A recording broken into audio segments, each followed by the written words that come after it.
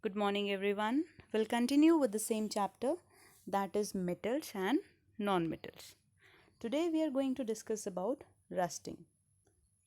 Before rusting, you should know the meaning of this word oxidation. See, whenever oxygen is added to any substance, that process is known as oxidation. So, like if potassium and oxygen are reacting, or in other words, you can say if oxygen is being added with potassium, so we'll call that process oxidation of potassium. So here, slow oxidation of iron in the presence of air and moisture. So from air we'll get oxygen, and when that oxygen will combine with iron, it will form rust. Okay, so the formula of rust is hydrated iron 3 oxide, and this whole process of formation of rust from iron is called rusting. Here is the equation for rusting of iron. 4Fe plus 3O2 gives 2Fe2O3, and again in the presence of moisture it will form Fe2O3 dot XH2O. XH2O means there are X molecules of water. Now because rusting corrodes iron and it reduces the structural strength of iron, hence we need to prevent iron from rusting, and there are certain methods through which you can prevent iron from rusting, and the very common and very it's very familiar method, that is oiling.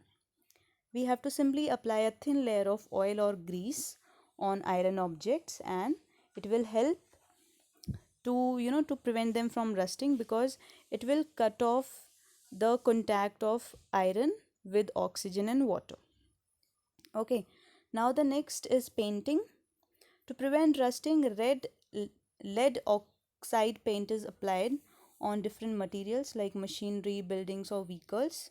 It also helps in reducing rusting. Next is tar or coal tar, which is cheap and long lasting than paints. Hence it is also used to prevent rusting, and it is applied generally on the lower parts of ships.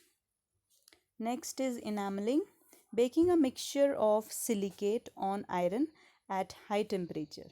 Again, the purpose of all these methods is to remove the contact between iron and moisture or oxygen.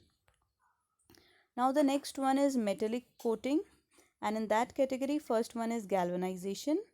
In galvanization, iron sheets dipped in molten zinc, means iron objects are generally dipped in molten zinc, and because of which that zinc it is applied on those iron objects, and again it will help in prevention of rust.